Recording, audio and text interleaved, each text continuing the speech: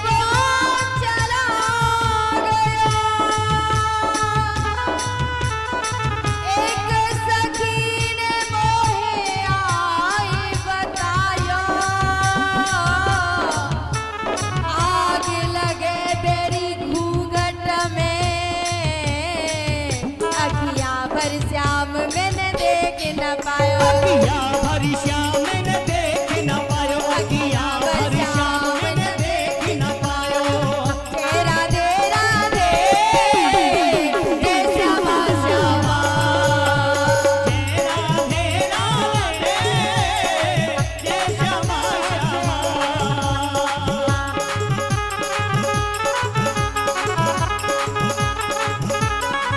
राधे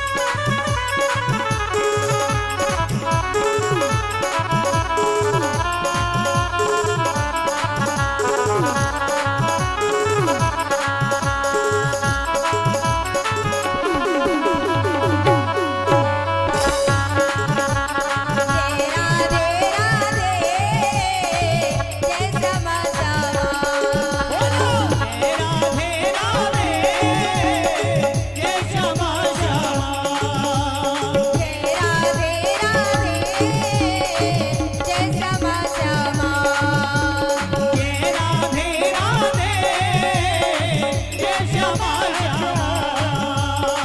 जय राधे राधे जय श्यामा श्यामा।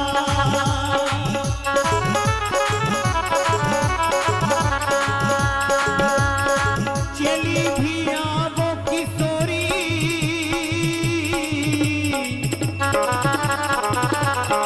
हम तेरा इंतजार करते हैं।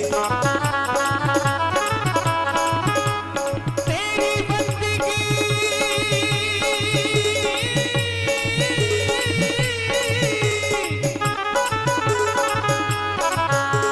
तेरी बंदगी करे न करे,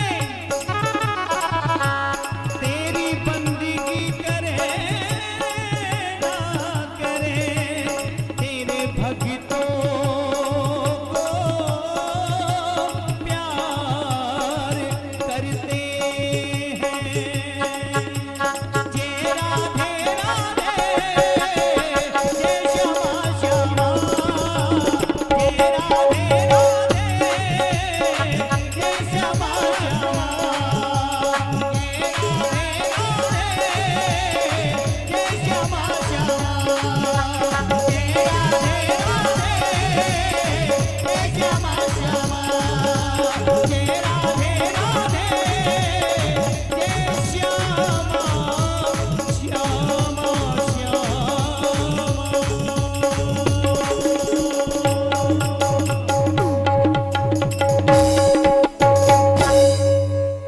जय राधे राधे जय श्यामा श्यामा। प्यारे, बात चल रही थी अजामिल की। जब हम कोई गलत दृश्य देखते हैं, सुनते हैं, तो वो हमारे हृदय में अपना काम करता है और मुंह से लिया हुआ आहार इतना नुकसान नहीं करता जितना कानों से लिया हुआ आहार करता है। मुंह से लिया हुआ आहार इतना नुकसान नहीं करता जितना आंखों से लिया हुआ आहार नुकसान करता है। अपनी पत्नी को तो घर से निकाल दिया, गणिका को ले आए और अब सारे बुरे भले कर्म करते हैं, चोरी डकैती जो भी होती है। एक दिन संतों की टोली आई और बच्चों ने परिहास में कह दिया कि वहां चले जाओ। बच्चे थोड़े मजाकी टाइप के थे। संत गए और कीर्तन करते हुए जा रहे थे। जैसे ही कीर्तन अजामिल की पत्नी ने सुना तो आश्चर्य हुआ कि मेरे घर संत आ रहे हैं, और एकदम घर से बाहर निकली, आके प्रणाम किया। संतों ने कहा, बेटा हम तेरे घर रात्रि विश्राम करना चाहते हैं। उसने कहा, भगवान मैं तो आपके लिए प्रसाद भी नहीं बना सकती। उन्होंने कहा, कोई बात नहीं, तू तो दाल आटा दे देना, हम अपने आप बना लेंगे। उसने दाल आटा दे दिया और संत भगवान कीर्तन करते करते और प्रसाद तैयार करते हैं। और सज्जनों, जहां पर भगवान के नाम का गुणानुवाद होता है, कीर्तन होता है, वहां पर अविद्या नहीं व्यापती। व्यापयतः न अविद्या जो जन एक प्रजंत। एक मैया बैठी है इसमें, मेरे साथ साथ चौपाइयाँ बोलती हैं, बहुत अच्छा लग रहा है, धन्यवाद मैया। व्यापयतः न अविद्या जो जन एक प्रजंत। सज्जनों, जहां पर भगवान के नाम का गुणानुवाद होता है, कीर्तन होता है, वहां अविद्या व्याप्ति नहीं। अब संत भगवान तो रात्रि को प्रसाद पाके सो गए। अजामिल आया और उसने देखा कि मेरे दरवाजे पे संत सो रहे हैं। उसने अपनी पत्नी से पूछा, ये क्या है? उसने कहा, स्वामी ये संत भगवानों की बड़ी कृपा हुई है, आज हमारे घर आए हैं, आप इनसे कुछ कहना मत। संत विशुद्ध मिले पर तेही चित्तवा राम कृपा कर जेही। जिसके जीवन में संत आ जाते हैं ना, उन पे भगवान की कृपा अपने आप हो जाती है। सुबह हुई तो संतों ने कहा, बोले बेटा अब हम जाएंगे। बोले ठीक है भगवान निकलो। संतों ने कहा कि आप हमें कुछ दक्षिणा नहीं दोगे? जैसे अजामिल ने सुना तो लाल लाल आंखें निकालने लगा। बोला कि मैंने तुम्हारे कमंडल छोड़ दिए, ये क्या कम है? मैं तो दुनिया की लूट खसूट करके लाता हूँ और तुम मेरे घर में आए, भोजन किया, रात्रि विश्राम किया, ये क्या कम दक्षिणा है? नहीं तो मैं छीन लेता तुम्हारे सब झोली झंगों को। उसकी पत्नी ने पटका पकड़ाया, बोले संतों से इस तरह से बात मत करो। जब उस नारी ने कीर्तन सुना, संतों के दर्शन किए ना, तो उसका अंतःकरण शुद्ध हो गया था। उसने कहा ऐसे बात मत करो। वो चुप हो गया। तब उस नारी ने कहा, बोले बताओ हम आपको क्या दक्षिणा दें? और सज्जनों, संसार जब देता है ना, तो देता कम है और दिखाता ज्यादा है। देगा कुछ नहीं, लेकिन दिखाएगा इतना। और महात्मा और परमात्मा देते दिखाई नहीं देते, पर दे बहुत कुछ जाते हैं। इस बात का बाद में पता चलता है कि एक बार संत हमारे यहाँ आए थे, तब से हमारे घर में ये समृद्धि आ रही है, सुख शांति आ रही है, बाद में पता चलता है। संतों ने कहा बेटा तुम माँ बनने वाली हो और तुम्हारा जो बालक हो उसका नाम नारायण रख लेना, यही हमारी दक्षिणा है। बोले ठीक है, ये तो छोटी सी बात है। बालक हुआ तो उसका नाम नारायण रख लिया। अब दिन भर नारायण नारायण जाप होता रहता है। दिन भर छोटा बालक था, अजामिल की उसमें बहुत आसक्ति थी। पाप किए थे तो अंतिम समय आया तो यम के दूत लेने आए, यमराज के। तो जैसे ही आए तो एकदम चिल्ला पड़ा, नारायण नारायण बेटा नारायण। उधर भगवान के पार्षद जा रहे थे, नारायण भगवान के पार्षद जा रहे थे, दौड़ के आए और यमराज के दूतों की खूब पिटाई की। बोले तुम इसको लेने कैसे आए? उन्होंने कहा भैया इसने जीवन में कोई सत्कर्म नहीं किया, ये महापापी है, इसको तो हम ही ले जाएंगे, इसने कोई धर्म नहीं किया। भगवान के पार्षदों ने कहा कि तुम धर्म किसको मानते हो? बोले जिसका वेदों ने वर्णन किया है और जिसका निषेध किया है वो अधर्म है, और जिसका वर्णन किया है, समर्थन किया है, वो धर्म है। उन्होंने कहा बोले जहां से सारे वेद सारे धर्म प्रकट हुए हैं ना, इसने तो उसका नाम लिया है, अब तुम्हारा धर्म कहाँ बाकी रह गया? भैया भगवान के पार्षदों ने अजामिल को यम के दूतों से बचा लिया और इस दृश्य को अजामिल देख रहा था। भगवान के पार्षदों ने कहा कि चलो हमारे साथ। उन्होंने कहा बोले मुझे थोड़े दिन और छोड़ दो। अब मेरी समझ में आ गया कि मैं तो अपने बेटे का नाम ले रहा था और आप मेरी रक्षा करने आ गए। यदि मैं सच्चे मन से भगवान का भजन करूंगा तो क्या होगा, अब मुझे छोड़ जाओ। और अजामिल सीधा हरिद्वार गया और वहां पर भगवान के नाम का कीर्तन करके अपने आप का कल्याण कर लिया, मुक्त हो गया। भैया देख तो ऐसे रहा है कि संतों ने नाम ही तो रखा था, लेकिन प्यारे नाम भी ऐसा रखना चाहिए जिससे भगवान के नाम का उच्चारण होता रहे, भगवान का नाम मुंह से निकलता रहे। और ये सब नाम ही का तो प्रभाव है। बाबा ने कहा है, कहो कहाँ तक नाम बड़ाई, राम न सकाए नाम गुण गाई।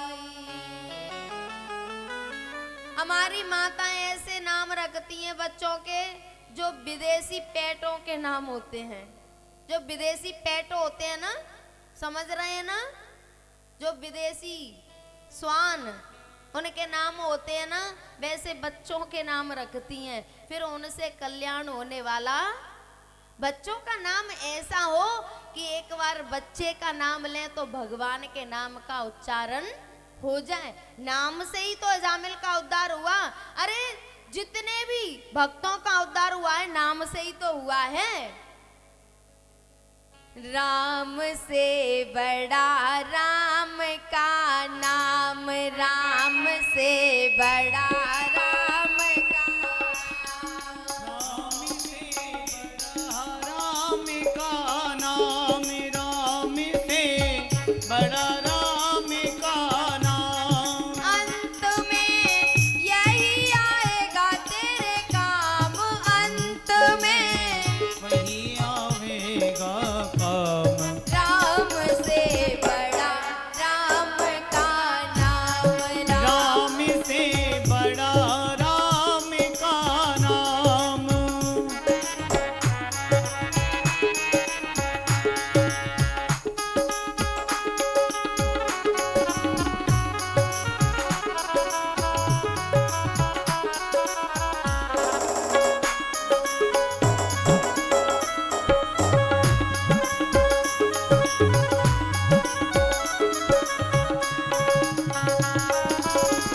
जिस सागर को बिना सेतु के लांघ सके ना राम। जिस सागर को बिना सेतु के लांघ सके ना राम। जिस सागर को बिना सेतु के लांघ सके ना राम।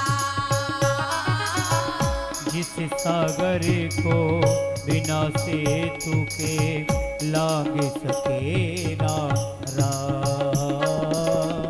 लाग गए हनुमान उसी को,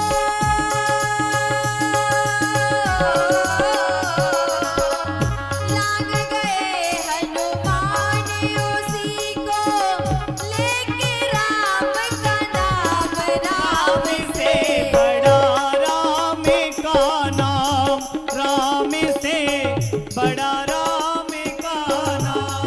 अंत में यही आएगा तेरे काम, अंत में यही आवेगा तेरे काम। राम से बड़ा राम का नाम। राम से बड़ा राम का नाम।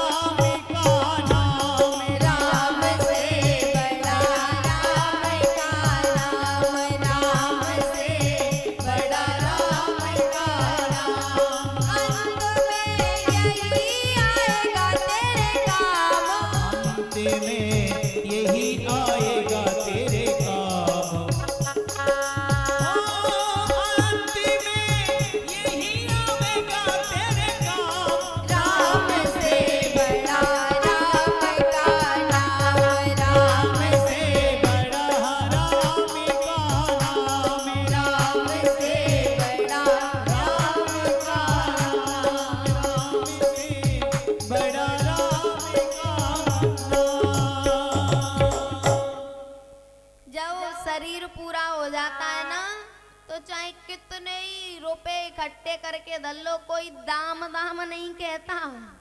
तो क्या कहते हैं? राम नाम कोई नहीं बोल रहा डर के मारे। जय हो। अरे भैया ये तो भगवान का नाम है और इसमें डरने की कोई बात।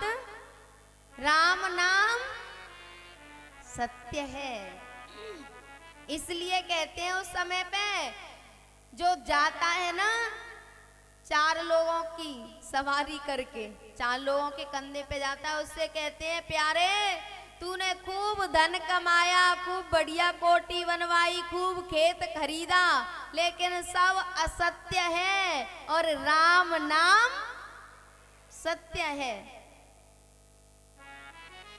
प्यारे नाम का ही तो प्रभाव है। और राम एक तापस तिय तारी, नाम कोट खल कुमते सुधारी।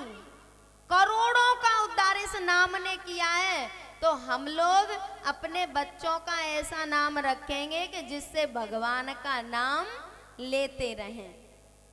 चिंटू पिंटू कंटू लिखने रखने से कोई फायदा होने वाला, ऐसे नाम रखते हैं जिनका कोई अर्थ ही नहीं है। ऐसे नाम रखते हैं जिनका कोई अर्थ ही नहीं निकलता। अब इंग्लिश के नाम है, उनका क्या अर्थ निकलेगा? हिंदी के नाम हो तो उनका कुछ निकले। तो प्यारे बच्चों के नाम ऐसे रखें जो भगवान के नाम पर हो। और सप्तम स्कंद में प्रहलाद जी की कथा आती है। परीक्षित जी ने सुखदेव जी से कहा, समह प्रिय सोहेद ब्रह्मन भूतानां भगवान स्वयं दयार्थे कथं दैत्या नवदी द्विषमो यथा। एक कथा आती है बीच में, वृत्रासुर की कथा। वृत्रासुर यज्ञ से प्रकट हुआ था और त्वष्टा ऋषि ने उसको उत्पन्न किया था। यज्ञ कर रहे थे कि इंद्र को मारने वाला पुत्र पैदा हो, लेकिन थोड़ा सा उच्चारण में गलती हो गई तो इंद्र से मरने वाला पुत्र पैदा हो गया। जब भगवान इंद्र ने और वृत्रासुर को मारा तो वो भगवान की स्तुति करता है। वृत्रासुर भगवान की स्तुति कर रहा है और इंद्र ने उसको मार दिया। अब परीक्षित जी सोच रहे हैं कि भगवान ने ही राक्षसों को पैदा किया है और भगवान ने ही देवताओं को पैदा किया है, फिर भगवान हमेशा देवताओं का पक्ष क्यों करते हैं, राक्षसों का क्यों नहीं करते? सुखदेव जी ने कहा, राजन तेरी बात तो सही है, लेकिन असली कृपा तो भगवान राक्षसों पर ही करते हैं। हमें लगता है कि देवताओं पर कृपा कर रहे हैं, पर देवता तो भोगों में लगे हुए हैं, अपने पुण्यों को नष्ट कर रहे हैं, कोई सत्कर्म नहीं कर पा रहे। लेकिन दैत्य रात दिन भगवान का चिंतन होता रहता है, सोते जागते खाते पीते। सुखदेव जी ने कहा, यथा वेरानुवंदेन मर्त्यस्तन्मे तामयात् न तथा भक्ति योगेन इति मे निश्चितामति। राजन जितना भगवान का चिंतन बैर भाव से होता है उतना भक्त भी नहीं कर पाते, भक्ति में भी नहीं होता। इसलिए भगवान लगता तो ये है कि देवताओं का पक्ष कर रहे हैं, पर असली कृपा तो दैत्यों पर ही करते हैं। परीक्षित जी ने कहा, बोले प्रहलाद जी तो भगवान के इतने बड़े भक्त थे, इतने बड़े साधक थे, फिर हिरण्याकश्यपु उनको मारना क्यों चाहता था?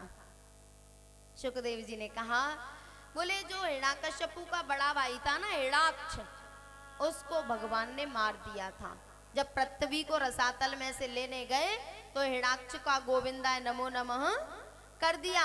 तब से ये हिरण्याकश्यपु भगवान से बैर मानता था, और बैर में यथा वैरानुबंधेन बैर मानता था तो 24 घंटे भगवान का चिंतन चलता रहता था कि कैसे श्री हरि को मारूं, कैसे परास्त करूं, वही चिंतन। लेकिन एन केन प्रकारेण भगवान का चिंतन तो हो रहा है, और भगवान बैर को नहीं देखते, भक्ति को नहीं देखते, वो तो भाव को देखते हैं कि मेरा भक्त निरंतर मुझे ही याद कर रहा है। कैसे कर रहा है इससे उनको कोई लेना देना नहीं है। बोले जब से हिरण्याक्ष को मारा तब से हिरण्याकश्यपु दुश्मनी मानता था। और एक बार हिरण्याकश्यपु तपस्या करने के लिए जा रहा था तो रास्ते में एक तोता नारायण नारायण नारायण उच्चारण कर रहा था। हिरण्याकश्यपु लौट के आ गया। उसकी पत्नी बड़ी भक्त थी कयाधु। उसने कहा, स्वामी आप लौट के कैसे आ गए? आप तो तपस्या करने गए थे। हिरण्याकश्यपु बोला, कयाधु अब सगुन हो गया था। बोले क्या? हिरण्याकश्यपु ने कहा कि एक तोता नारायण नारायण जप रहा था। अब तो उसने देखा कि जीवन में आज पहली बार इसने नारायण शब्द का उच्चारण किया है। बड़ी प्रसन्न हुई और कोई काम करे थोड़ा इधर उधर उसके मन को हटाए और फिर पूछे, स्वामी तो वो तोता क्या कह रहा था? हिरण्याकश्यपु कहता, अरे कयाधु वो नारायण नारायण कह रहा था। अच्छा, और फिर थोड़ी देर कुछ काम करे फिर आदे, स्वामी मुझे याद नहीं रहा वो तोता क्या कह रहा था। नारी हो तो ऐसी जो हिरण्याकश्यपु जैसे राक्षस पर 108 बार उसने नारायण नाम का उच्चारण करवा लिया। अब उसी दिन जब उसने 108 बार नारायण शब्द का उच्चारण किया, उसी दिन प्रहलाद जी अपनी मां के गर्भ में आया। अब हिरण्याकश्यपु साधना करने चला गया और इंद्र को पता चला कि कयाधु मां बनने वाली है, तो वो कयाधु को लेके जा रहा था। रास्ते में नारद जी आ गए। इंद्र कहाँ जा रहा है? बोले नारद जी हिरण्याकश्यपु के मारे तीनों लोग परेशान हैं और कयाधु मां बनने वाली है। अगर इसका पुत्र भी हिरण्याकश्यपु जैसा हो गया तो देवताओं की पार पड़ने वाली नहीं है। एक हिरण्याकश्यपु के मारे ही छुपते फिरते हैं। नारद जी ने कहा, लोचन अंधन सूझ सुमेरु, वैसे तो तेरे 1000 आंखें हैं पर तुझे ये भगवान का भक्त दिखाई नहीं दे रहा, तुझे ये हिरण्याकश्यपु दिखाई दे रहा है। बोले नारद जी क्या कहना चाहते हो? नारद जी ने कहा कि इसके गर्भ में भगवान का बहुत बड़ा भक्त है और उसका कोई बाल विवाह का नहीं कर सकता। सीम की चाप सके कोई जासू। बोले इसका तो कुछ भी नहीं बिगाड़ सकता। बोले तो अब क्या करूं? नारद जी ने कहा कि तू जा और कयाधु को मैं ले जाता हूं। और उसे हिरण्याकश्यप की पत्नी को नारद जी अपने आश्रम में ले गए और वहां सत्संग सुनती है, संतों की शीत प्रसादी पाती है और संतों की सेवा करती है। प्रहलाद जी का जन्म नारद जी के आश्रम पर ही हुआ था। जब हिरण्याकश्यपु तपस्या करके लौट आया तो कयाधु को और अपने बालक को घर लेके आया। प्रहलाद जी थोड़े से बड़े हुए तो अध्ययन के लिए संडामर्क के पास भेज दिया आश्रम पे। एक दिन हिरण्याकश्यपु ने प्रहलाद जी को अपनी गोदी में बिठाया और कहा, लाला तू इस दुनिया में सबसे अच्छा क्या मानता है? प्रहलाद जी ने कहा, पिताजी तत्साधु मन्ये सुरवर्यदेहिनां सदा समुद्विग्नधियां सद्ग्रहात् हित्वात्मपातं गृहमन्दकूपं वनं गतौ यद्धर्माश्रयेत। पिताजी, मैं इस संसार में सबसे बढ़िया मानता हूँ कि इस अंधे कुएं जैसी घर गृहस्थी को छोड़ के भगवान का भजन करने के लिए वन में चला जाए, क्योंकि ये जो घर परिवार है ना, ये अंधे कुएं जैसा है। जैसे अंधा कुआं, बूढ़े बड़े तो जानते होंगे ना अंधा कुआं? नहीं जानते? जानते हैं कि नहीं? हे भगवान, इतने डूब जाते हैं कथा में कि उनको पता ही नहीं है कि चल क्या रहा है। अंधा कुआं जानते हो कि नहीं? कोई रिस्पॉन्स नहीं। मैं बता देती हूँ। अंधा कुआं होता है जिसमें से पानी निकलना बंद हो जाता है और उसमें सारे गांव का कचरा डाल देते हैं, उस पे घास फूस उगाता है। तो एक बकरी जाती है और देखती है कि बढ़िया घास उग रही है कुएं में। उसे कुआं नहीं पता, उसको तो घास दिखाई देती है किनारे पे, और जैसे ही घास चरने जाती है वैसे ही कुएं में गिर जाती है। ऊपर से पता नहीं चलता कि ये कुआं है, जब अंदर गिर जाती है तब समझ में आता है कि मैं कुएं में गिर गई। ऐसे ही ये घर परिवार बाहर से बड़ा अच्छा लगता है, जब शादी की तैयारी होती है ना तो 6 महीने पहले से ही अवकाश। क्यों भैया, कथा में क्यों नहीं आए? अरे हमारे रिश्तेदारों की शादी है, तुलसी गाय बजाए के देत काट में पाँव। इतनी खुशियां मनाई जाती हैं शादी के लिए। क्यों? ऊपर से हरी हरी घास दिखाई दे रही है ना कि बहुत बढ़िया घास है, चलो चर लो। और जैसे ही शादी हो जाती है, एक आध बार घर में बहू आती है, फिर देखो डोकरा अलग रोता है, डुकरिया अलग रोती है, छोरा अलग भाग रहा है। तब समझ में आता है कि मैं कहाँ फंस गया। इसको कहते हैं अंधा कुआं। प्रहलाद जी ने कहा, पिताजी इस अंधे कुएं जैसी घर गृहस्थी को छोड़ के वन में चले जाएं और भगवान श्री हरि का भजन करें। जैसे ही भगवान श्री हरि का नाम लिया तो हिरण्यकश्यपु ने प्रहलाद जी को उठा के पटक दिया। संडामर्क से कहा कि इसको ये क्या सिखाया है तूने? संडामर्क ने कहा, महाराज हमने कुछ नहीं सिखाया, ये तो पहले से ही सिखाया हुआ आया है। हिरण्यकश्यपु ने कहा कि इसे राक्षसी विद्या सिखाओ, ये मेरे शत्रु का भजन करने का उपदेश कर रहा है। बोले ठीक है।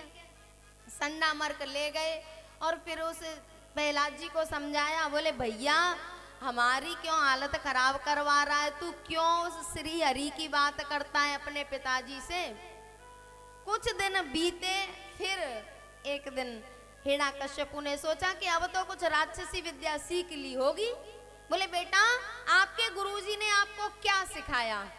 जैसे ही कहा तो प्रहलाद जी ने कहा, श्रवणम कीर्तनम विष्णु स्मरणम पाद सेवनम अर्चनम वंदनम दास्यम शक्यमात्मनिवेदनम। जैसे ही कहा तो नवदा भक्ति का उपदेश करने लग गए। श्रवणम कीर्तनम विष्णु, श्रवण करो तो उनका, कीर्तन करो तो उनका, और जो भी संबंध बनाओ उन्हीं के साथ बनाओ। अब तो हिरण्यकश्यपु के क्रोध का ठिकाना नहीं रहा। हिरण्यकश्यपु ने संडामर्क से कहा कि ये तो अभी भी मुझे उपदेश कर रहा है। संडामर्क ने कहा, महाराज हमारी समझ में नहीं आता कि ये कहाँ से सीख के आया है। हिरण्यकश्यपु ने कहा, तुझे ये विद्या किसने सिखाई? बोले हमारे गुरुजी ने। अब हिरण्याकश्यपु तो समझ रहा है संडामर किसके गुरु हैं, लेकिन प्रहलाद जी तो बात कर रहे हैं नारद जी की कि हमारे गुरुजी ने ये बातें सिखाई हैं। एक दिन प्रहलाद जी ने सारे गुरुकुल के बच्चों को इकट्ठा कर लिया और उनसे कहा, कौमार आचरेत प्राज्ञो धर्मान भागवतान्य दुर्लभम मानसम जन्म तदप्य दुर्लभम नरतदम। भैया ये मनुष्य का जीवन बड़ा दुर्लभ है, नश्वर है, दुर्लभ होने के बाद भी नश्वर है, मुश्किल से मिलता है और उसके बाद भी इसका कोई भरोसा नहीं है। पर इसमें एक अच्छाई है। बोले क्या?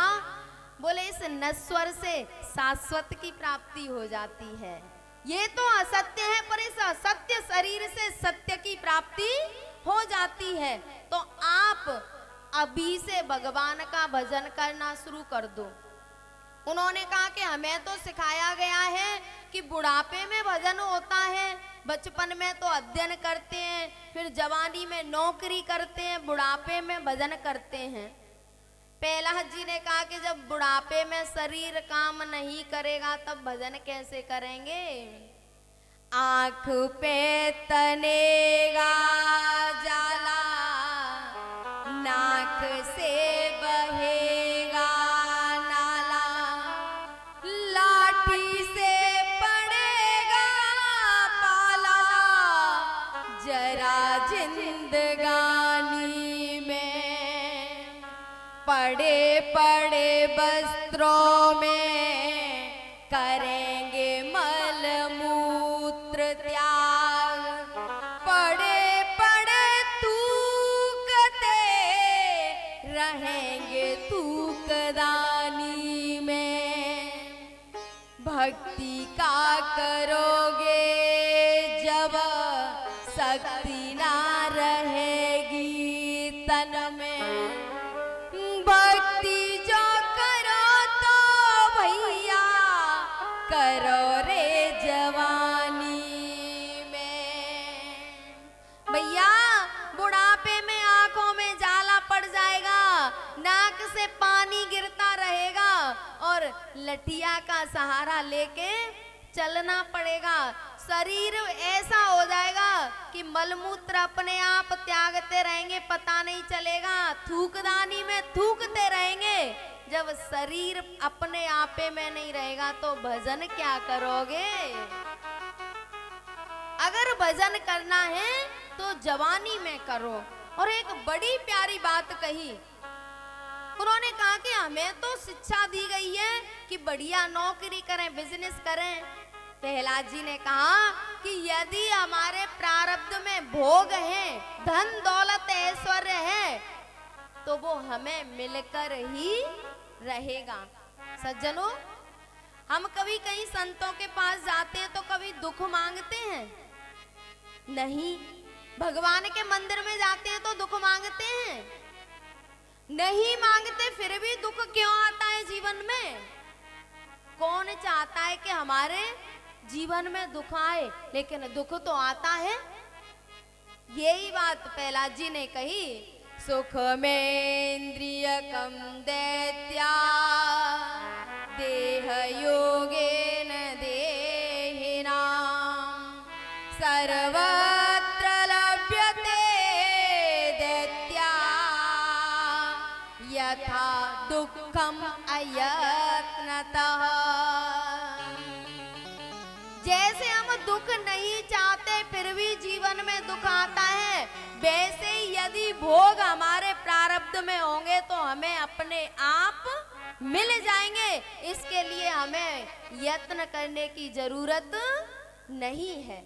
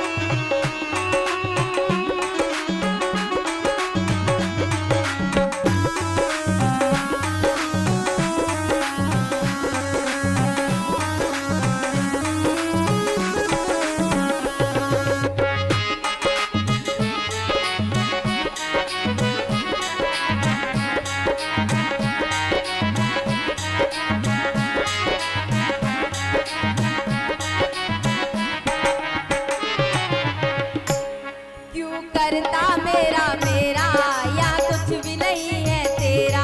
क्यों करता मेरा मेरा या कुछ भी नहीं है तेरा। क्यों करता मेरा मेरा या कुछ भी नहीं है तेरा। क्यों करता मेरा मेरा या कुछ भी नहीं है तेरा। एक दिन होगा भैया तेरा मरघट में डेरा। एक दिन होगा भैया तेरा मरघट में डेरा। पानी को बबूला है, पानी को बबूला है, मिल जाएगा पानी में। तू डूब के मर जा रे चुल्लू भर पानी में। तू डूब के मर जा रे चुल्लू भर पानी में।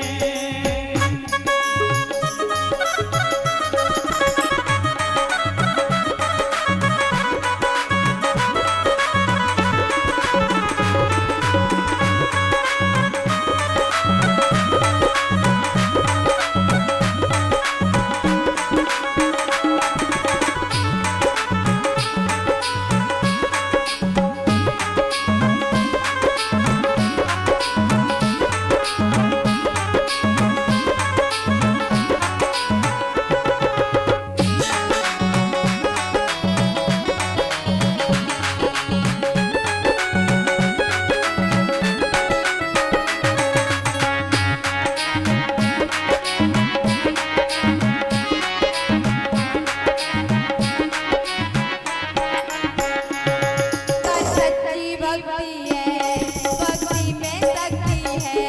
कर सच्ची भक्ति है, भक्ति में शक्ति है।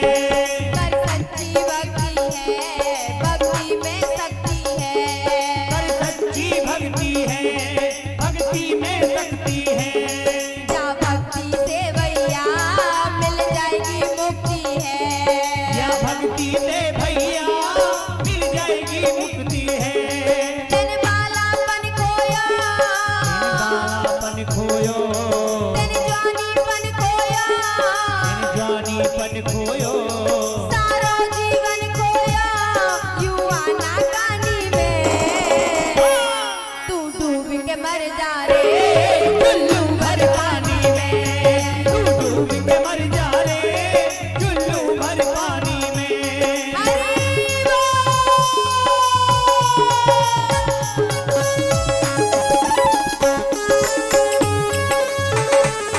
भैया भगवान के पंडाल में ताली बजाने में शर्म मत किया करो।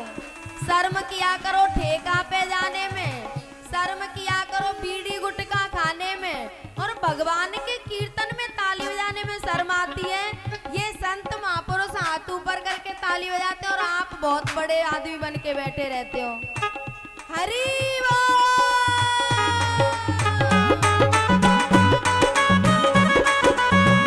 शंकर भगवान की।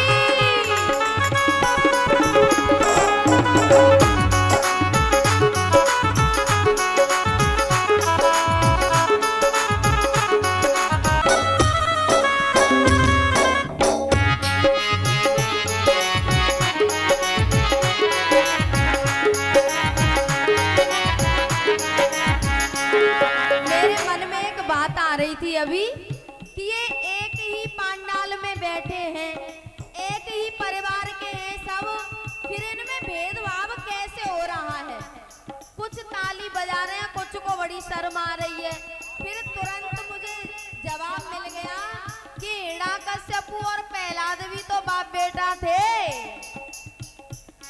वो भी तो एक परिवार के थे। और जो प्रहलाद के खानदान के हैं, अर्थात प्रहलाद के पद चिन्हों पे चलने वाले हैं, वो तो खुश हो जाते हैं, ताली बजाते हैं। और जो हिरण्यकश्यप के खानदान के हैं, उनकी तो नानी मरती है कि हमारे दुश्मन के नाम पे कीर्तन हो रहा है। हरि बोल।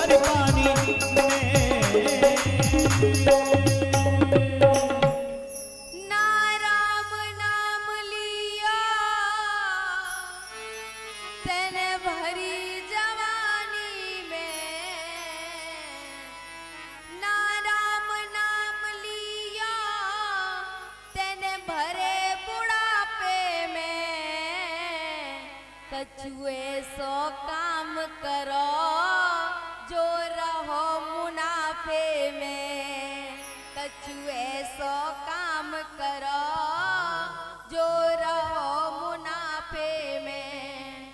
सारो जीवन खोया बिस्कुट और पापे में, कछुए सो काम करो जो रहो मुनाफे में। प्रहलाद जी ने कहा भैया अगर भगवान का भजन करना है तो जवानी में ही करो, बुढ़ापे में होने वाला नहीं है। जिस ओर जवानी जाती है उस ओर जमाना जाता है। बूढ़े बड़ों की कोई सुनता है क्या? कोई नहीं सुनता। और अगर जवानी में भक्ति करने लग गए ना तो सब करने लग जाएंगे, और बुढ़ापे में कोई सुनने वाला। भैया हिरण्याकश्यपु ने संडामर्क से कहा कि इस बालक को मार दो। अब कभी तो प्रहलाद जी को पहाड़ों से पटका जाता है, कभी हाथियों पे कुचलवाते हैं, कभी समुद्र में डालते हैं, लेकिन प्रहलाद जी का बाल विवाह का नहीं कर पाते। एक दिन प्रहलाद जी जा रहे थे तो उन्होंने रास्ते में देखा कि एक कुमार और उसकी पत्नी आवा लगा दिया है और दोनों बाहर बैठ के भगवान के नाम का कीर्तन कर रहे हैं। प्रहलाद जी ने पूछा, बोले आप इतने दुखी क्यों हैं? उन्होंने कहा लाला हमने आवा लगा दिया है और एक मटके में बिल्ली के बच्चे रखे थे और वो बच्चे जल जाएंगे, तो हम बैठ के दोनों पति पत्नी भगवान का भजन कर रहे हैं कि हे भगवान हमारे बिल्ली के बच्चे बच जाएं। प्रहलाद जी ने कहा, बोले भजन करने से वो बच जाएंगे? बोले हाँ। अब प्रहलाद जी भी वहीं बैठ गए कि मैं भी देखूंगा। जब आवाज शांत हो गया, ठंडा हो गया, तो मटके निकाले गए, सारे मटके पक गए और जिसमें बिल्ली के बच्चे बैठे थे वो कच्चा था। बिल्ली के बच्चे ज्यों के त्यों बैठे थे, उनका बाल भी वाका नहीं हुआ। अब प्रहलाद जी को और ज्यादा विश्वास हो गया कि अब मेरा कोई बाल विवाह का करने वाला नहीं है। हिरण्याकश्यपु ने एक खंबे को गरम करवाया, एकदम लाल करवा दिया और प्रहलाद जी को बुलाया। प्रहलाद जी से कहा, बोले कहाँ है तेरा भगवान, बुला ले उसे। प्रहलाद जी ने कहा, पिताजी ये बताओ कि मेरे भगवान कहाँ नहीं है। हरि व्यापक सर्वत्र समाना, प्रेम ते प्रगट होय में जाना। वो तो सब जगह हैं और जैसे ही उनको कोई प्रेम से बुलाता है तो वो प्रकट हो जाते हैं। हिरण्याकश्यपु ने कहा तो बुला ले। प्रहलाद जी मन ही मन कीर्तन करने लग गए।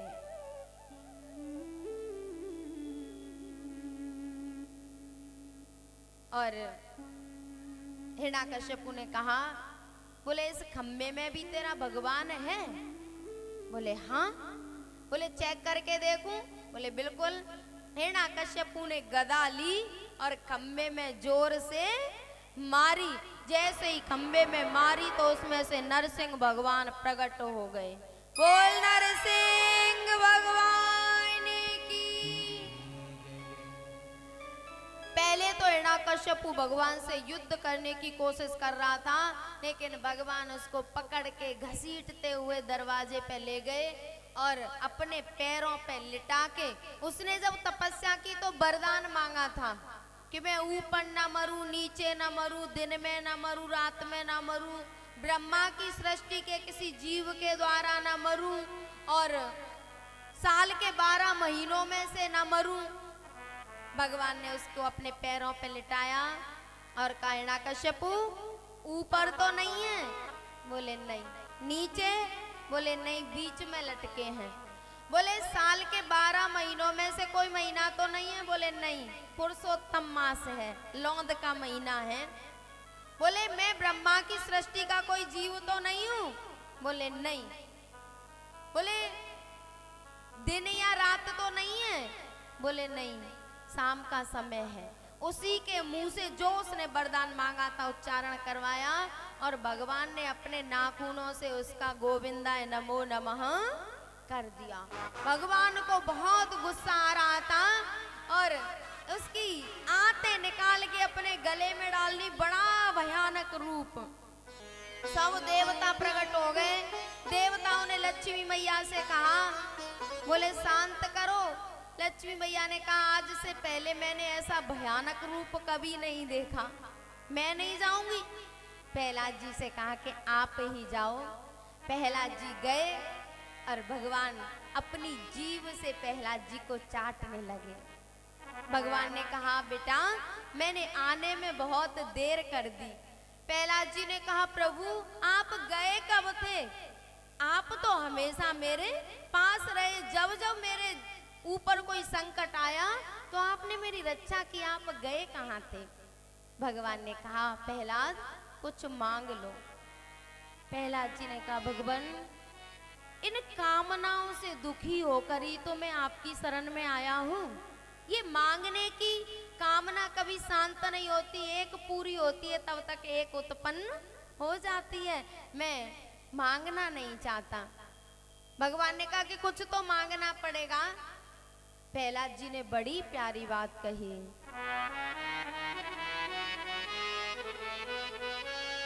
यदि राशीस में कामान वरांस्तम वरदर्शवः कामानां हृदि सरोहं भवतस्तु वृणेवरम्। प्यारे ऐसे ऐसे ऋषि मुनि मनु शत्रुपा जब तपस्या करते हैं भगवान आते हैं तो कहते हैं चाहिए तुम्हें समान सुत। करदम जी ने जब तपस्या की भगवान आए तो कहा कि आप हमारे यहाँ बालक बन के आओ, हमारे पुत्र बन के आओ। पर धन्य है प्रहलाद जी जो राक्षसों के कुल में पैदा हुए हैं, छोटे से हैं लेकिन कह क्या रहे हैं, यदि राशीस में कामान वरांस्तम वरदर्शवः, यदि आप मुझे देना चाहते हो तो दो कि मेरे हृदय में कभी कुछ मांगने की कामना ही प्रकट ना हो, कोई कामना का अंकुर ही उत्पन्न ना हो। भगवान ने प्रहलाद जी को गोदी में उठा लिया और बहुत प्यार किया। भैयाओ धन्य है प्रहलाद जी, नहीं तो हम लोग तो मंदिर में भी जाते हैं तो सुख संपत्ति घर आवे कष्ट मिटे तन का, कभी नहीं कहते कि आपकी भक्ति मिल जाए, आपके चरणों में प्रेम हो जाए। और प्रहलाद जी कह रहे हैं कि मेरे हृदय में कभी कुछ मांगने की कामना का अंकुर ही ना निकले, कुछ मांगू नहीं। भैया अष्टम स्कंद में गज की कथा आती है।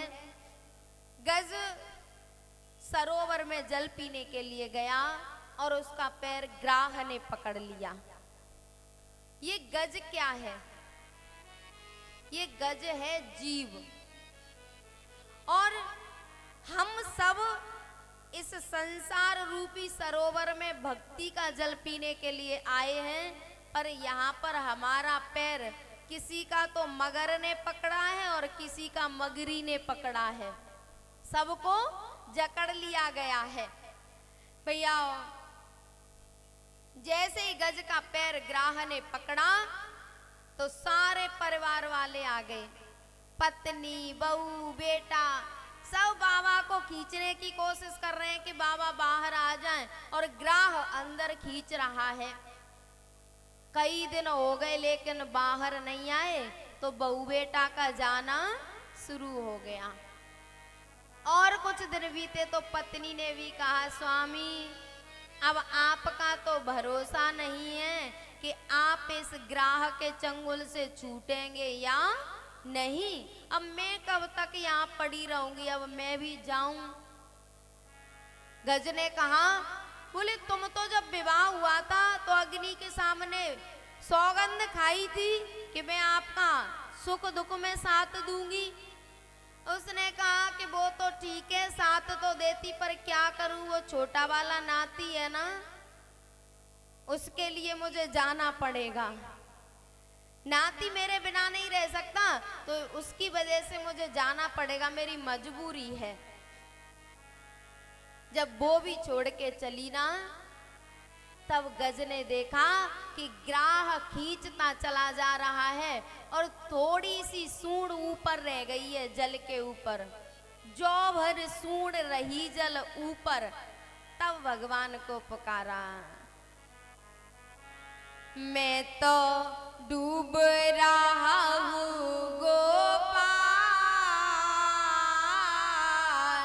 आजा बचा ले मुझे। मैं तो डूब रहा गोपाल, आजा बचा ले मुझे। मेरा हाल भयो है बेहाल, आजा बचा ले मुझे। मेरो हाल हुआ बेहाल, आजा बचा ले मुझे।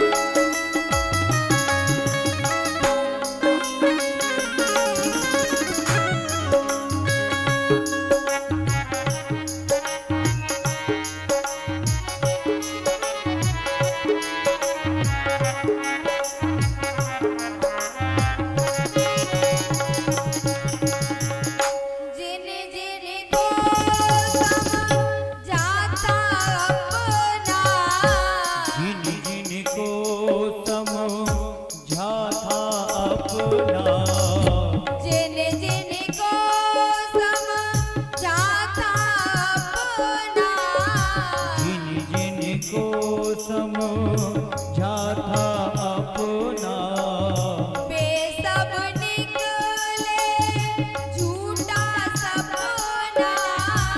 वो सब निकले झूठा सपना। मोहे छोड़ गए तत्काल, आजा बचा ले मुझे। वो तो छोड़ गए तत्काल, आजा बचा ले मुझे।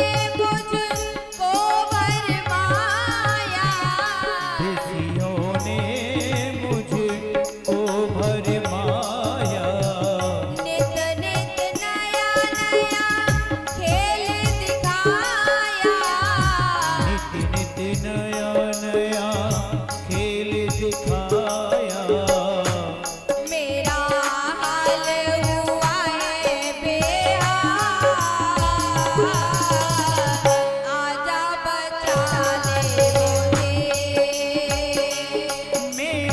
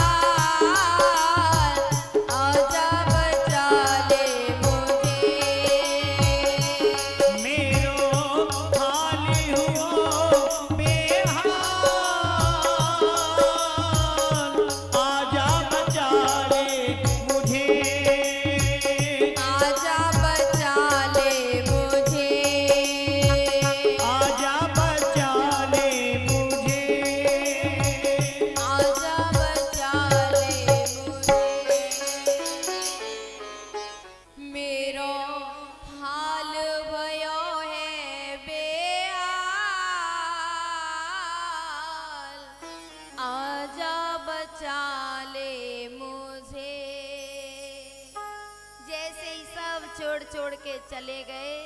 गज को लगा कि अब बचने वाला नहीं हूं। तब भगवान की याद आई, मैं तो डूब रहा हूं गोपाल, आजा बचा ले मुझे। भगवान नंगे पैरों दौड़े। रुक्मिणी जी ने कहा, कहाँ जा रहे हो? हाँ, उच्चरों निज धाम में थी हाथी के पास।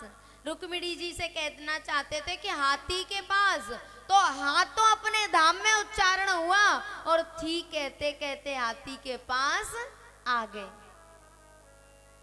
ग्राह का सिर चक्र से अलग किया और गज को बाहर निकाला। किसी ने कहा कि आपको तो गज ने बुलाया था, आपने ग्राह को मुक्त क्यों किया? भगवान ने कहा कि जो मेरे भक्त के पैर पकड़ लेता है, मैं पहले उसी को मुक्त करता हूं। और सज्जनों, ये संसार का ऐसा ही नियम है, जब तक शरीर में सामर्थ्य रहती है तब तक सब अपने हैं, और शरीर की सामर्थ्य कम पड़ जाती है, फिर ना हम किसी के ना कोई हमारा। जब तक हम स्वार्थ की सिद्धि करते हैं, इनके अनुकूल रहते हैं, तब तक पिताजी पिताजी होती है, और जब पिताजी बाबा हो जाते हैं ना, तो फिर बाबा को कोई नहीं पूछता, पड़े रहते हैं कोने में। भगवान ने मुक्त किया। इसके बाद समुद्र मंथन की कथा आती है। समुद्र मंथन में से 14 रत्न प्रकट हुए हैं। और सज्जनों, ये समुद्र मंथन हो तो रहा है अमृत के लिए। बात समझना, अमृत है भक्ति। ये फोन की लाइट बंद कर लो प्लीज। और ये कथा लाइव चल रही है, आप देख सकते हैं ना, इनसे दिक्कत होती है लाइट से। तो भक्ति है, अमृत है भक्ति। अमृत पाने के लिए समुद्र मंथन हो रहा है, भक्ति के लिए हो रहा है। पर पहले सबसे विष निकला, विष के लिए तो नहीं हो रहा। लेकिन जब हम भक्ति करने चलते हैं, साधना करते हैं, तो हमारे अंदर जो विष भरा है, विकार, वो पहले बाहर आते हैं, उसके बाद भक्ति मिलती है। हम चाहें कि बस हम आज ही से भक्ति शुरू करें और आज ही हमें भक्ति मिल जाए, तो ऐसा होने वाला नहीं है। इसके बाद प्रहलाद के हुए हैं विरोचन, विरोचन के हुए हैं बलि। बलि यज्ञ कर रहे थे और देवताओं की मां दिति ने पयोव्रत किया कि यदि बलि के यज्ञ संपन्न हो गए तो फिर राक्षसों का ही आधिपत्य हो जाएगा, फिर देवताओं के लिए कहीं जगह नहीं बचेगी। वामन भगवान ब्राह्मण का रूप बना के और बलि के दरवाजे पर पहुंच गए। याचना की, बलि आए, बोले मांगो क्या मांगना चाहते हो? बोले हमें 3 पग भूमि दे दो। बोले 3 पग? बोले हाँ। आपको पता है आप किसके दरवाजे पे आए हो? बोले हाँ, महाराज बलि के दरवाजे पे। तो आश्रम मांग लो, गौशाला मांग लो, 3 पग भूमि, आप मेरा अपमान नहीं कर रहे? बोले नहीं महाराज, जब आदमी मरता है तो 3 पग भूमि ही काम आती है अंत्येष्टि क्रिया करने के लिए, बाकी कुछ भी बना लो काम आने वाला नहीं है। तो हम क्यों फालतू में लें? जितना जरूरत है उतना ही दे दो ना। शुक्राचार्य जी ने जब देखा तो शुक्राचार्य जी समझ गए कि कुछ ना कुछ गड़बड़ है। बलि से मना किया, बलि दान मत दे देना। बोले क्यों? बोले ये कोई बामन नहीं है, ये छलिया है, इसने अब तक बहुत छल लिए हैं। शुक्राचार्य जी ने कहा बामन को वेश बनाए के आयो रे, देखो छलिया चले में को भेष बना के आयो रे, देखो छलिया चले को। बामन को वेश बना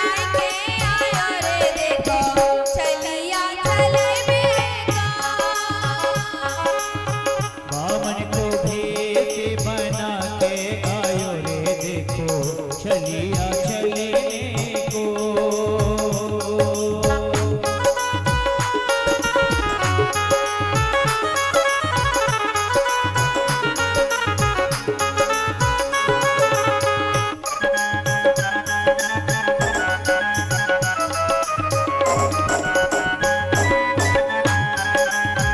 बामन अंगुल रूप बनाया, बामन अंगुल रूप बनायो, हाथ में अपने चढ़ा रमाया, हाथ में अपने चढ़ा रमायो। सोठा बगल दबाई के आयो रे देखो चलिया चलवे को। बामन को रूप बनाए के आयो रे देखो चलिया चलने को।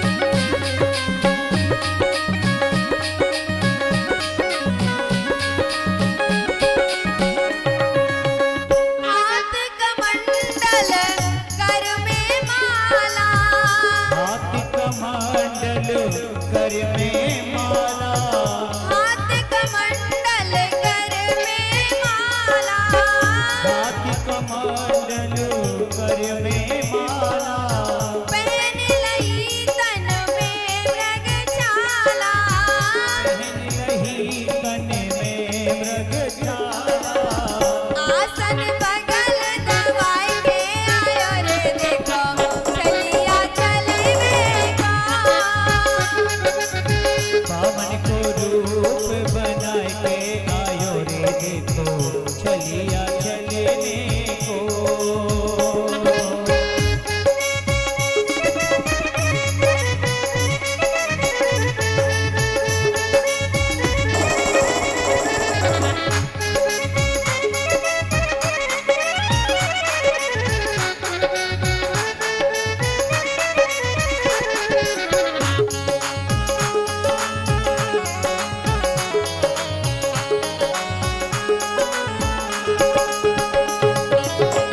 नवते देव फूल बरसावे, नभते देव फूल बरसावे, दर्शन करके पुण्य सुख पावे, दर्शन करके मुनि सुख पावे।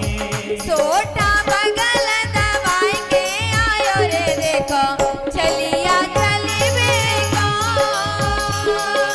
बामन को रूप बनाए के आयो रे देखो चलिया चलने को। चलिया को रूप बनाए के आयो रे देखो बामन चलवे को। चलिया को रूप बनाए के आयो रे देखो बामन चलने को।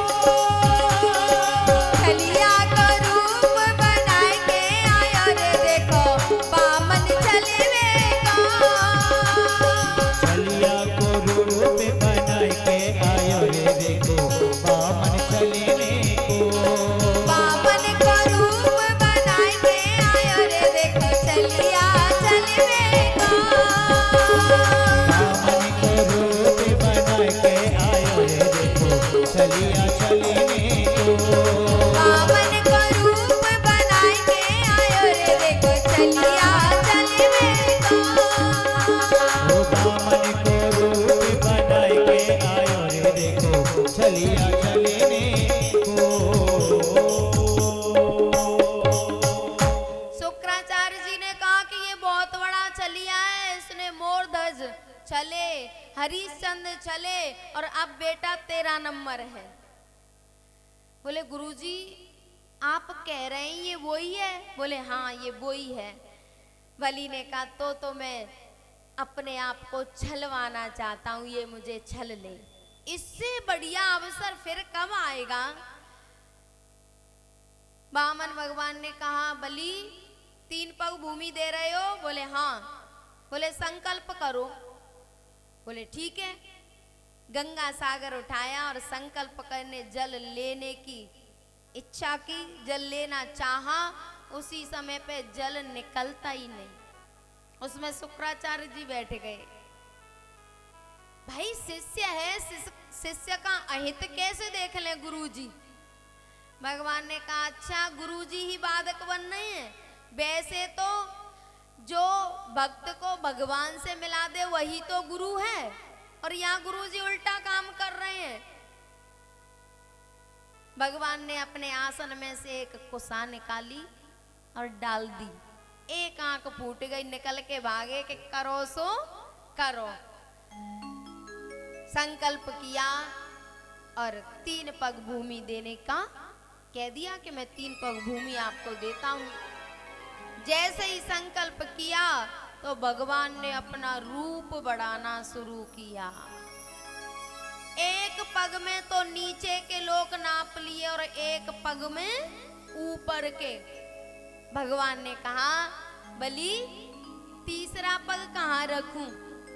बलि ने कहा पदम तृतीयम कुरु शिष्टे मे निजम। भगवान अभी आपने मेरी संपत्ति को नापा है, अभी संपत्ति का मालिक तो खड़ा है, अपना तीसरा पग मेरे सिर पे रख दो। भगवान ने तीसरा पग बलि के सिर पे रखा और भगवान ने 3 पग भूमि नाप के बलि को बंदी बना लिया। ब्रह्मा जी ने कहा भगवान बेचारे ने अपना सब कुछ आपको दे दिया और फिर भी आपने बंदी बना लिया। भगवान ने कहा ब्रह्मण्यमानुग्रहणामि तद्विशो विधनोम्यहम् यन्मदा पुरुषस्तब्धो लोकं मां चावमन्यते। बोले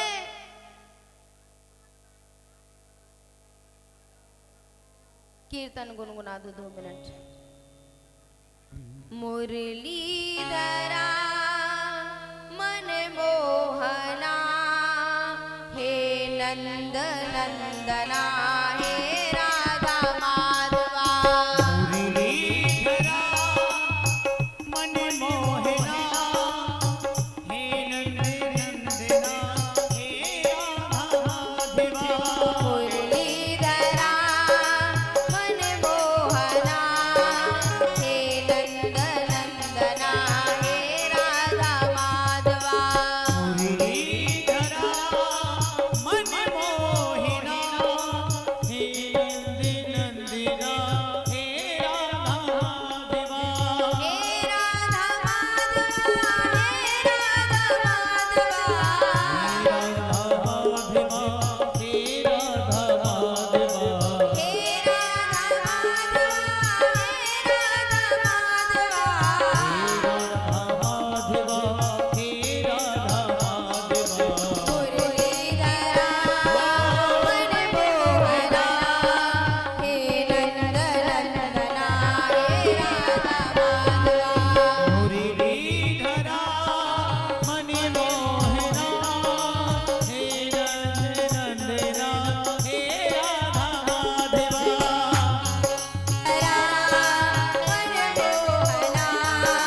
हे नंद नंदना हे राधा माधवा। मुरलीधरा मन मोहना हे नंद नंदना हे राधा माधवा। सभी वापस आ जाओ, कुछ नहीं हुआ है। यही तो कथा का प्रभाव है। संसार से विरक्ति हो जाए यही तो कथा सिखाती है। अपनी अपनी जगह पे बैठ जाओ सब।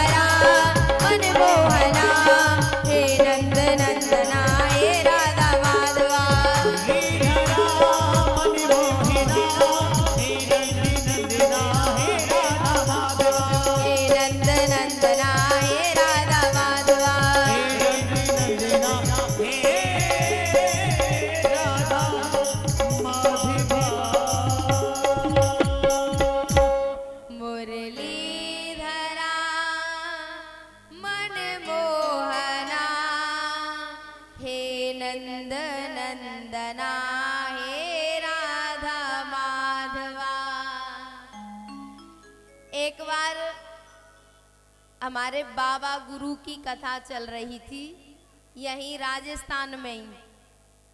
अब शांत हो तो कुछ बात करें। ऐसा क्या हुआ है जो तुम्हें पता नहीं? संसार की माया है राम, कुछ भी नहीं हुआ है, लेकिन ऐसा बाबरे गांव में ऊंट आ गया है, कुछ हुआ ही नहीं है और ऐसे लग रहा है कि जाने क्या हो गया है। देखने से ऐसे लग रहा है अरे राम क्या पहाड़ गिर गया। एक बार हमारे बाबा गुरु की कथा चल रही थी, आपका सुनीपुर है ना, सुनीपुर, और यहीं कहीं चल रही थी राजस्थान में। और ऐसा कोई विरक्ति का प्रसंग आया, कथा चल रही थी, 5वां दिन था, विरक्ति का प्रसंग आया और व्यासपीठ पे से उतर के चले गए। अब श्रोता सोच रहे कि कहीं गए होंगे, आ जाएंगे, वे नहीं लौटे। फिर ढूंढते फिरे तब जाके कहीं जंगल में मिले। ये कथा भक्ति ज्ञान विराग आप तो विवेको वर्धते महान, ये कथा सुनी ही भक्ति ज्ञान और वैराग्य को बढ़ाने के लिए जाती है। तो वहां तो वक्ता ही भाग गए, यहाँ परीक्षित भाग रहे हैं, तो कौन सी बड़ी बात है। परीक्षित जी को वैराग्य हो रहा है, कथा सुन के भाग रहे हैं कपड़े वपड़े उतार के, तो घबराने की जरूरत नहीं है, ये इस कथा का प्रभाव है। ठीक है, तो अब कथा करें कि आरती कर दें? अब तुम लोग तो विक्षेप कर रहे हो, आरती करने में सही है। चलो सूर्यवंश की थोड़ी सी कथा सुनाई देते हैं। ऐसे खड़े हो गए जैसे ओरी में आग लग रही है। हाँ, परीक्षित जी तो जा रहे थे, लौट के भी आ गए, अपनी जगह पे पहुंच गए, पर ये बेचारे अपनी जगह पर नहीं पहुंचे। ये तो खड़े के खड़े ही रह गए, ये सोच रहे हैं कि गड़बड़ हो गई। एक बात बताऊं, बोल बंसी वारे की। एक पंडित जी काशी में पढ़ के आए, तो कुछ धन था उनके पास। एक नदी पड़ी, तो नदी में से जैसे ही निकले तो चोरों ने उनका धन छुड़ा लिया। अब पंडित जी आगे की यात्रा कैसे करें? पंडित जी ने सोचा कि मैं कथा पढ़ के आया हूं, किसी गांव में जाता हूं, तो लाओ कथा करेंगे तो कुछ धन आ जाएगा। तो वो पहुंच गए बसेड़ी में। पंडित जी पहुंच गए बसेड़ी में और आके सेवाराम दास बाबा से कही, बोले भैया हम कथा कह लेते हैं, कथा करवा लो। उन्होंने कहा कि महाराज बात करेंगे बच्चों से। बात करी तो सबने कही कि हमने कभी कथा देखी भी नहीं है, करवा लो, अच्छी बात है। तो पहले ये टेंट और ये साउंड नहीं होते थे, किसी चबूतरे पर व्यास बैठ जाते, वहीं सब घेर के बैठ जाते। तो पंडित जी बैठ गए और वहीं आस पास में सब बैठ जाते। एक पटेल आता और दिन भर तो करता खेत में काम, और काम से फ्री होके आ जाता और एक खम्भे के बगल में बैठ के सो जाता। पंडित जी इशारा करते, पटेल साहब। हाँ पंडित जी। बोले सो गए? बोले नहीं नहीं सो नहीं रहा। बोले बढ़िया। अब पंडित जी इशारे से जगा देते। एक बार क्या हुआ कि पंडित जी ने प्यार में हल्की सी थाप गाल पे लगा दी। पटेल साहब सो गए क्या? और वो तो नींद में था, उसको लगा के पंडित जी ने मुझे चांटा मारा है। अब पटेल ने उठा के पंडित जी को पटक लिया, और पंडित जी भी काशी पढ़ के आए थे, खूब चरे चराए। तो कभी तो पटेल नीचे, कभी पंडित जी नीचे, और खूब देवाले ही हो रही, खूब कभी कोई नीचे कभी कोई ऊपर, और खूब मुक्को मार हो रही। औरतें देख रही थी छत पे से। तो एक पटेलिन बोली, हमने मना करी कि मत करवाओ कथा, देख लो ये है कथा, ऐसी होती है कथा।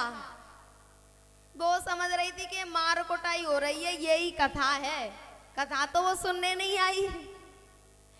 तो वही हाल हमारे बसेड़ी में हो रहा है।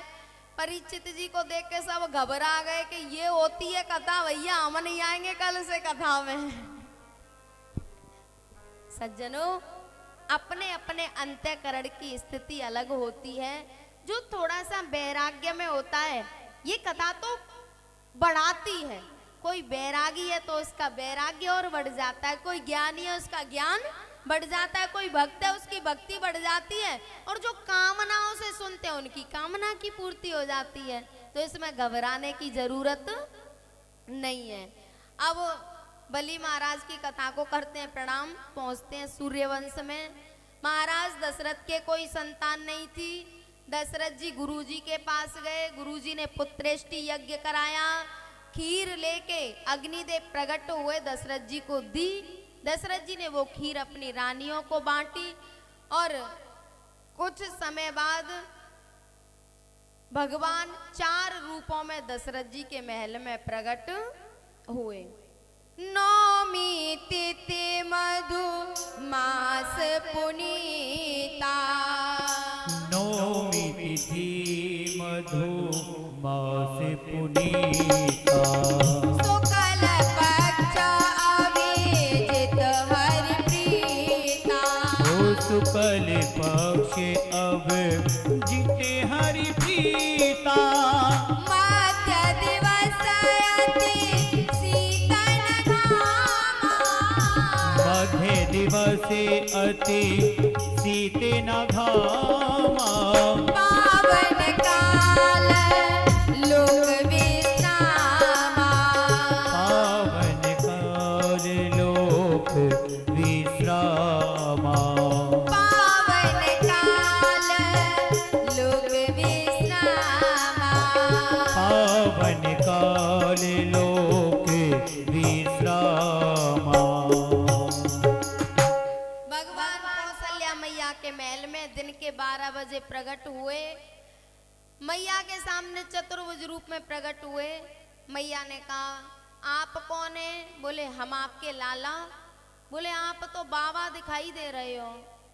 बोले आपने यही तो कहा था चाहिए तुम्हें समान सुत, तो हम ऐसे ही थे उस समय। मैया ने कहा नहीं भगवान, छोटे से हो जाओ और रो। भगवान ने कहा हमारे ऊपर कौन सा संकट पड़ा है जो हम रोएं?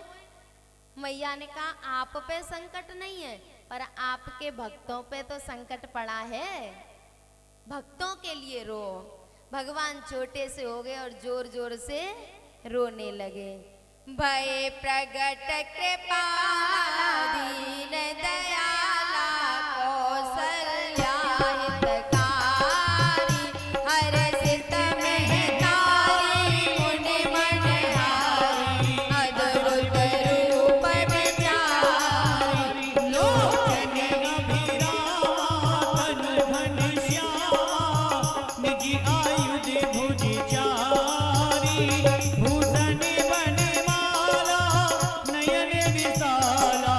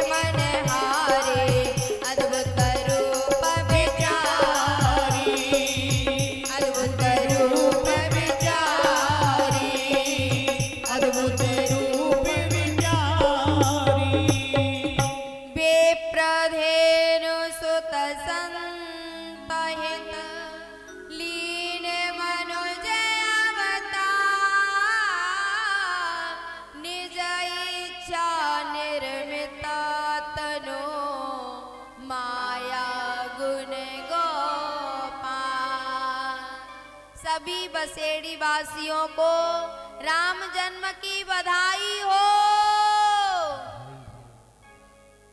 हाथ ऊपर करेंगे, आवाज कौन लगाएगा?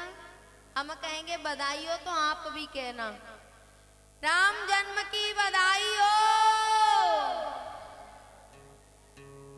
राम लला की, भरत लाल की, लक्ष्मण भैया की, शत्रुघ्न भैया की। भगवान जैसे पांडाल में प्रकट हुए वैसे सभी भक्तों के हृदय में, आंगन में प्रकट हों। अब सब खड़े हो जाएंगे, राम जन्म की बधाई होगी एक, फिर आरती होगी।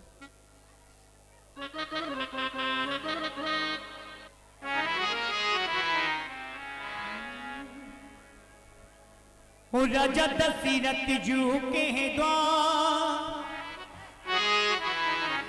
नौबत बाज रही।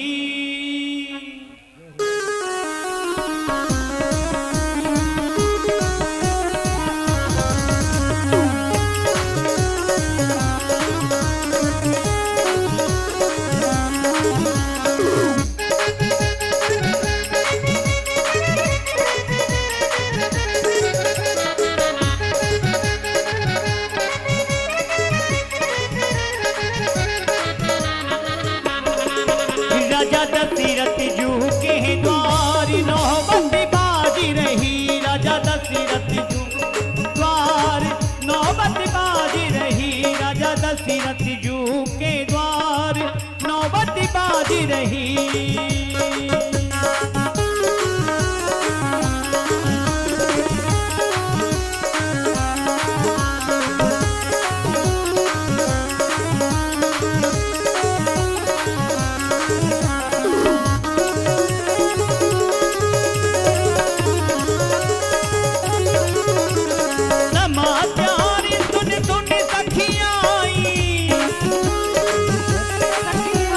समाचार सुन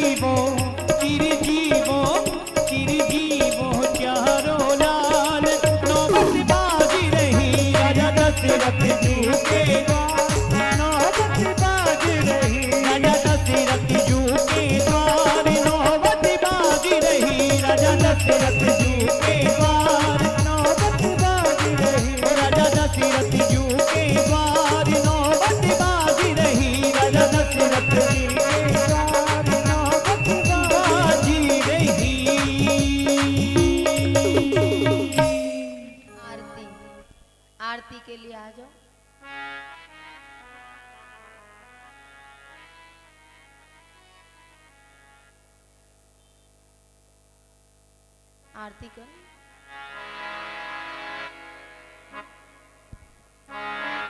हे राजा राम तेरी आरती उतारो, हे राजा राम तेरी आरती उतारो, आरती उतारो तो पे तन मन वारो, आरती उतारो तो पे तन मन वारो, हे राजा राम तेरी आरती उतारो, हे राजा राम तेरी आरती उतारो, कनक सिंहासन रजत है जोड़ी, कनक सिंहासन रजत है जोड़ी, दशरथ नंदन जनक किशोरी, दशरथ नंदन जनक किशोरी, युगल छवि को सदा में निहारो, हे राजा राम तेरी आरती उतारो, बामे भाग शोभित जग जननी, बामे भाग शोभत जग जननी, चरण विराजत है सुत अंजनी,